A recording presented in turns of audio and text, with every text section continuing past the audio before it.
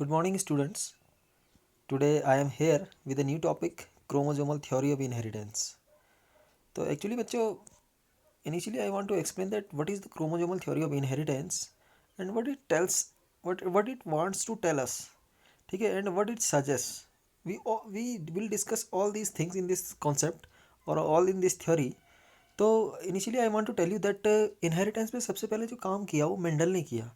And Mendel published his work on inheritance of characters in 1865.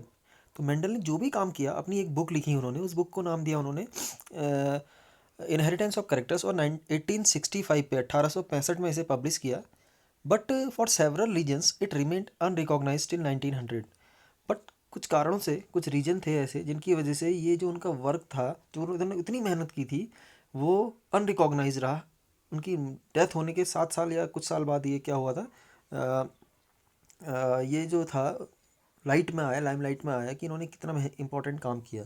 ठीक है, firstly अब इनके जो जो इनका वर्क था ये रिकॉग्नाइज नहीं हुआ, इतनी मान्यता नहीं मिली इसे. इसके पीछे रीज़न क्या थे? तो इसके पीछे जो रीज़न था, पहला रीज़न ये था कि उस टाइम पे आजकल के जैसे कम्युनिकेशन के जो मीन्स हैं नहीं थे.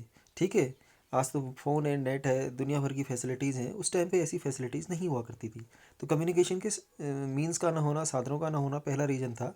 ठीक है, ताकि जिसकी वजह से क्या हुआ कि जो इनका वर्क था वो वाइडली पब्लिश नहीं हो सका. दूसरा reason, secondly, his concept of genes और फैक्टर्स.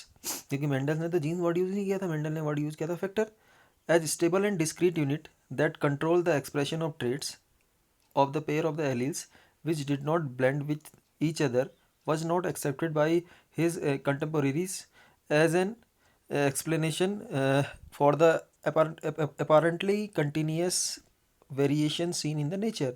दूसरा, उन्होंने जो अपना कॉन्सेप्ट दिया था, मेंडल ने कहा था कि यार किसी भी करेक्टर को एक जनरेशन से दूसरी जनरेशन में पास करने के लिए फैक्टर्स रिस्पॉन्सिबल हैं जो कि पेयर में होते हैं या एलिल्स की फॉर्म में पेयर में प्रेजेंट होते हैं. या मेंडल कहना चाह रहे थे कि एक जनरेशन से दूसरी जनरेशन को तक इन्फॉर्मेशन ले जाने के लिए जीन्स रिस्पॉन्सिबल हैं या फैक्टर्स रिस्पॉन्सिबल हैं. ठीक है, जो जिनमें कभी भी ब्लेंडिंग नहीं होती और वो जैसे कि तैसे एक जनरेशन से दूसरी जनरेशन में चले जाते हैं. तो मेंडल के साथ काम करने वाले जो उनके फ्रेंड्स थे या उनके जो कॉम्पिटिटर्स कह सकते हैं हम, जो थे उनके साथ टाइम के अदर साइंटिस्ट थे, उन्होंने ऐसे नहीं माना. क्यों नहीं माना? क्योंकि उन्होंने कहा कि अगर ऐसा है तो वेरिएशन नज़र ही नहीं आने चाहिए. देखिए, ह्यूमन बींग्स में भी देखेंगे, मदर और फादर से अगर आप कंपेयर कर लें बच्चे को, तो उसमें काफ़ी ज़्यादा वेरिएशन देखेंगे. इवन दो सिबलिंग्स में आप देखेंगे तो काफ़ी ज़्यादा वेरिएशन नजर आएंगे. तो उन्होंने इस कॉन्सेप्ट को नहीं माना कि आखिर अगर ये फैक्टर अगर जैसे कि तैसे करेक्टर्स को लेके जा रहे हैं, उनमें कोई ब्लेंडिंग नहीं हो रही है, तो ये वेरिएशन के पीछे रीज़न क्या है. ठीक है, एक कारण ये था. थर्ड जो था, मेंडल ने जो अपना बायोलॉजी का वर्क किया था उसमें उन्होंने स्टैटिस्टिकल और मैथमेटिकल एक्सप्रेशंस का यूज़ कर लिया था. तो इसकी वजह से भी लोगों ने कहा कि ये तो बेवकूफ़ है, ये बायोलॉजी के फील्ड में मैथमेटिक्स को इंट्रोड्यूस कर रहा है. ठीक है, तो thirdly, Mendel approach of using mathematical and explain biological phenomenon was totally new and unacceptable to many of the biologists of his time. Finally, though Mendel's work suggested that the factors were the discrete unit. और last में चौथा reason ये है कि Mendel ने कहा था कि यार फैक्टर्स आर डिस्क्रीट यूनिट्स. उसने कहा कि फैक्टर या जीन्स जो है डिस्क्रीट यूनिट हैं जो एक जनरेशन से दूसरी जनरेशन में कैरेक्टर को लेकर के जाते हैं. लेकिन कोई भी चीज़ अगर है तो उसका फिजिकल प्रूफ हमें चाहिए ना. What is it's physical proof? तो फिजिकल प्रूफ कुछ नहीं मिला, मेंडल नहीं दे पाया फिजिकल प्रूफ. ठीक है, तो इसी वजह से चौथा रीज़न ये रहा कि इनके वर्क को क्या किया, डिसएग्री कर दिया गया, लोगों ने नहीं माना उस टाइम पे. लेकिन बात है 1900 के आसपास की. तीन साइंटिस्ट थे जिन्होंने कहा कि भैया मेंडल के काम के पीछे चलो हम भी देखते हैं कि मेंडल के कितना सच कहा, कितना झूठ कहा. क्या वो बहुत वाइज आदमी थे या फोलिस आदमी थे? तो उन्होंने मेंडल की जो वर्क थे उनको दोबारा से उनके ऊपर स्टडी करना स्टार्ट किया. और इंडिविजुअली उन्होंने लास्ट में फाइनली ये बताया कि हाँ यार, मेंडल जो कहते थे वो बिल्कुल ठीक कहते थे. ठीक है, इन 1903 साइंटिस्ट ह्यूगो डिवरीज, कौन कौन थे? ह्यूगो डिवरीज, कॉरेंस और Tschermak independently rediscovered Mendel's result on the inheritance of characters. तो मेंडल्स के रिजल्ट को उन्होंने क्या किया, रीडिस्कवर किया. उन्होंने देखा कि हाँ, मेंडल जो कहते थे वो सही कहते थे.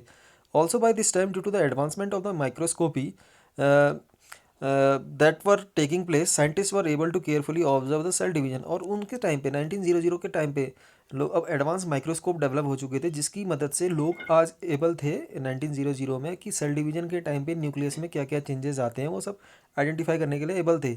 ठीक है, दीज वर कॉल्ड क्रोमोजोम्स। तो इसके अलावा लोग बाग ये भी देखने लगे थे, लोग बागों ने ये भी आइडेंटिफाई कर लिया था कि सेल डिवीजन के टाइम पे क्रोमोजोम नाम की चीज़ जो होती है वो डिवाइड होती है, इक्वली डिवाइड होती है।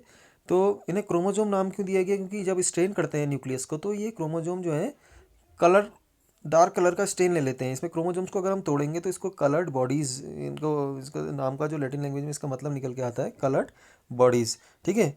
बाई 1902, 1902 में, 1902 की बात है, the chromosome movement during the meiosis have been worked out. तो 1902 तक कैसे क्रोमोजोम बनते हैं, कैसे वो डिवाइड होते हैं, ये सब कुछ लोगों की समझ में आ गया था। ठीक है। और कैसे उनका मूवमेंट होता है ये भी समझ में आ गया था। तो chromosome was parallel to the sorry, इसके बाद क्या हुआ, वॉल्टर सटन और थियोडोर बोवेरी, दो साइंटिस्ट थे बेटा, ये बड़ा इंपॉर्टेंट है क्योंकि इनको ही क्रेडिट जाता है क्रोमोजोमल थ्योरी देने का। दो साइंटिस्ट थे, कौन कौन, वॉल्टर सटन और Theodore Boveri. They noted that the behaviour of chromosome was parallel to the behaviour of genes and use chromosomal movement to explain Mendel's law. तो इन्होंने क्या कहा, मेंडल ने जो कहा था वो तो बिल्कुल सही कहा था, और उसको एक्सप्लेन करने के लिए उन्होंने क्रोमोजोम्स की हेल्प ली। ठीक है। उन्होंने कहा कि जो क्रोमोजोम्स का जो पैटर्न होता है डिवीजन का, सेल डिवाइड जब मियोसिस होती है, गैमेट फॉर्मेशन जब टाइम आता है, तो क्रोमोजोम के डिवीजन का पैटर्न जो है वो बिल्कुल सिमिलर है। जैसे किसने कहा था, मेंडल ने कहा था कि जीन्स क्या होते हैं, डिवाइड हो जाते हैं इंडिपेंडेंटली, एक गैमेट पे एक जीन जाता है तो दूसरे गैमेट पे दूसरा जीन जाता है, तो सेम ऐसे ही क्रोमोजोम भी डिवाइड होते हैं। उन्होंने कहा कि ये पैरेलल है। उन्होंने कहा कि मेंडल ने जो कहा था वो, मेंडल ने लॉ ऑफ कॉन्सेप्ट इनहेरिटेंस जो दिए थे, या जो इनहेरिटेंस का जो कॉन्सेप्ट दिया था, वो तो क्रोमोजोमल मूवमेंट के बिल्कुल पैरेलल चलता है। ठीक है। तो क्रोमोजोम मूवमेंट, तो Theodore Boveri, sorry I am repeating it, Walter Sutton and Theodore Boveri noted that the behaviour of chromosome movement to explain Mendel's law. Recall that you have studied the behavior of chromosome during mitosis. Important thing to remember are that the chromosomes as well as the genes occur in pair. अब देखो देखो दोनों में similarity क्या है, chromosome भी हमेशा pair में होता है क्योंकि क्रोमोजोम हमेशा होमोलोगस पेयर में होता है, वहीं जीन्स भी हमेशा क्या होता है, पेयर में होता है। अब जीन्स में जो पेयर होते हैं, दो जीन्स जो पेयर में होते हैं उन्हें एलील्स कहते हैं, ये भी आपको पता ही है। The two alleles of a gene pair are located on the homologous side of the homologous chromosome. अब उन्होंने कहा कि मेंडल ने जिन जीन्स की बात की थी, या जिन फैक्टर्स की बात की थी, या जो एलील्स की बात की थी, वो क्या है, वो इन होमोलोगस क्रोमोजोम की होमोलोगस साइड पे बैठे रहते हैं। ठीक है। होमोलोगस क्रोमोजोम मतलब क्या हो गया, एक क्रोमोजोम दूसरे क्रोमोजोम का होमोलोगस हो गया, और होमोलोगस साइड मतलब होमोलोगस लोकेशन का मतलब है जिस पोजीशन में पहले वाले क्रोमोजोम में वो जीन होगा, अगले वाले क्रोमोजोम में, उसके होमोलोगस क्रोमोजोम में सेम लोकस पे वही जीन प्रेजेंट होगा। ठीक है। If you will observe this one figure, यहाँ पे आपको दिया हुआ मियोसिस का डायग्राम दिया दिया हुआ है जो लॉ ऑफ सेग्रीगेशन को आपका एक्सप्लेन करता है। ठीक है। आप देख रहे हैं ये जीवन फेज है, जीवन फेज में आपके चार क्रोमोजोम है, येलो, ऑरेंज, रेड और ग्रीन। तो आपके एस फेज आएगी, बीच में G2 फेज दी हुई है इसमें बुक में सीधे ही, तो इसके बीच में एस फेज आएगी। एस फेज में क्या होगा आपका कि ये जो क्रोमोजोम्स होंगे ये अपने क्रोमेटिन मटेरियल अपने कंटेंट को बढ़ाता है, आपने पढ़ा होगा 2C से 4C हो जाता है। ठीक है। ट्वाइस हो जाता है अपने कंटेंट का। क्रोमोजोमल नंबर तो नहीं बढ़ता है, बट क्रोमोजोम जो आपका DNA का अमाउंट है वो बढ़ जाता है। ठीक है। अब यहाँ पे देख रहे हैं क्लियर कट दिख रहा है आपको, G2 फेज में आपको 4 क्रोमोजोम अलग अलग दिख रहे हैं, येलो, ऑरेंज, रेड और ग्रीन। ठीक है। अब मियोसिस फर्स्ट होती है, मियोसिस फर्स्ट की मेटाफेज में तो ये आपके अलाइन होंगे कहाँ पे, इक्वेटर पे। ठीक है। मेटाबॉलिक ये आपकी मेटाफेज प्लेट बनती है, इसमें अलाइन हो जाते हैं। अब आप यहाँ पे देख रहे हैं मियोसिस फर्स्ट में एनाफेज दिख रही है, एनाफेज में आप देख रहे हैं। तो मियोसिस फर्स्ट में क्या होगा, पहले तो ये होमोलोगस क्रोमोसोम एक दूसरे से अलग होंगे। देखो येलो ऑरेंज वाले से अलग हो जाएगा क्योंकि येलो का होमोलोगस ऑरेंज है और रेड का होमोलोगस कौन है, ग्रीन है। तो ये पहले वाली फेज पे देख रहे हैं मियोसिस 2 में आपके येलो और ऑरेंज अलग हो गए और रेड और ग्रीन अलग हो गए आपके। अब मियोसिस 2 में क्या होता है, अब ये जो ये सिस्टर क्रोमेटिड्स हैं ये भी अलग हो जाते हैं। तो इस तरह से फाइनली आप देख रहे हैं कि आपके चार अलग अलग क्रोमोसोम, चार आपकी न्यू आपकी क्या मिल गई, डॉटर सेल्स बन गई। एक डॉटर सेल से आपकी 4 डॉटर सेल्स बन गई। कैसे बन गई होंगी आपको समझ में आया। यहाँ पर अगर आप G2 फेज से देखें, तो G2 फेज से अगर आप देखें तो सबसे पहले इक्वेटर में अलाइन हो रहे हैं, येलो वाला अलग चले जा रहा है, ऑरेंज वाला अलग, रेड वाला अलग, ग्रीन वाला अलग।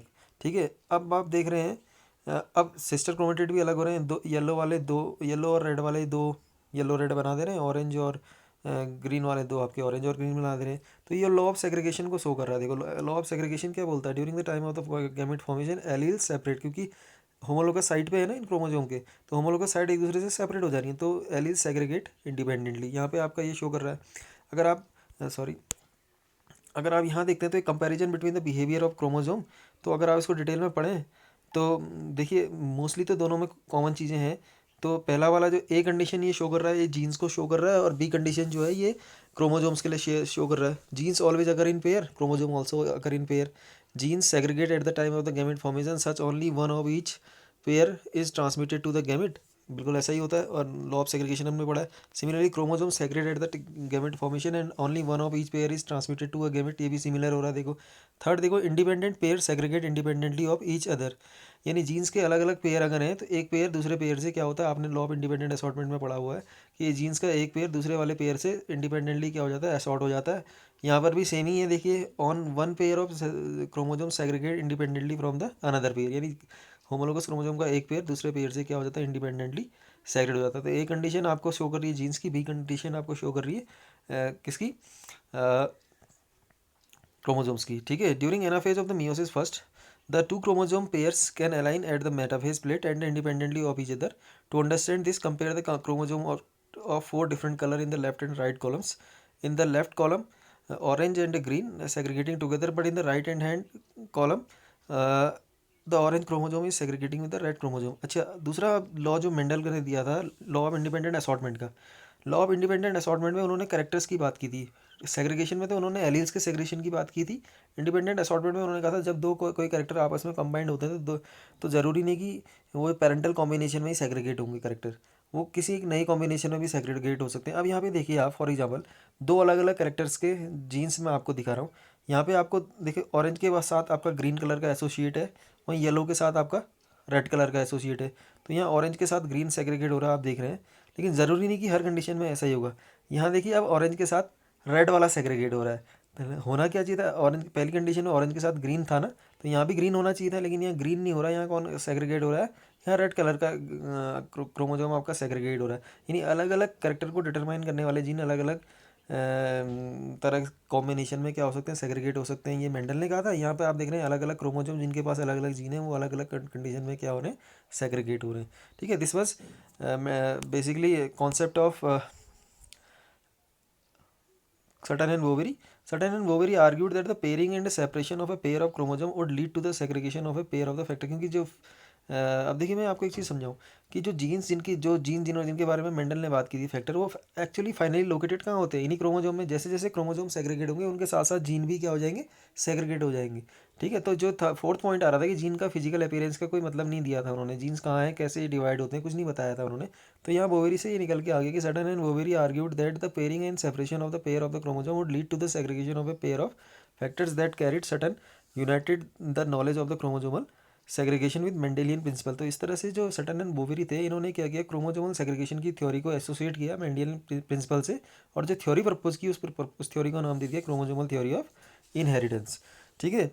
Following of this synthesis of ideas, experimental verification of chromosomal theory of inheritance was Thomas Morgan. तो बाद में मॉर्गन नाम के साइंटिस्ट ने एक फ्रूट फ्लाई, एक मक्खी होती है ड्रोसोफ्लाई मेलानोगास्टर, इसके ऊपर ये एक्सपेरिमेंट किए और उन्होंने कहा कि हाँ भाई, इन्होंने जो कहा था वो तकरीबन सही कहा था।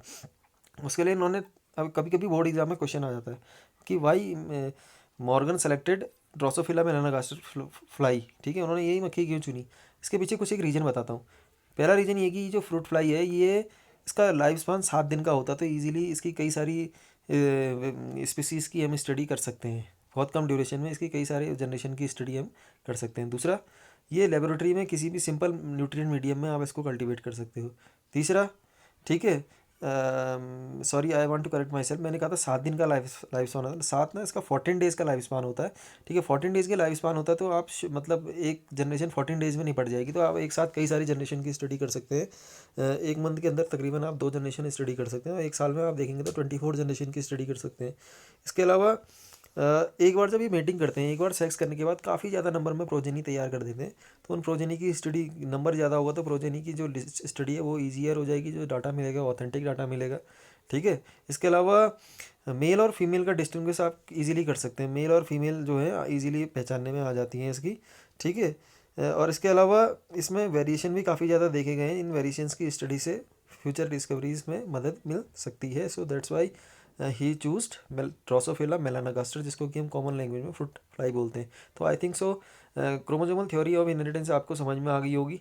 फाइनली निचोड़ ये निकलता है कि क्रोमोसोमल थ्योरी ऑफ इनहेरिटेंस ये बोलती है कि जो मेंटली जो क्रोमोसोमल डिवीजन का पैटर्न है सेल डिवीजन के टाइम पे, it is parallel to the division of alleles during the time of the gamete formation, ठीक है। सो आई थिंक जितना मैंने समझाया वो तुम्हें समझ में आ गया होगा। If you are unable to understand still, you can comment me or you can ask questions directly to me. Thank you.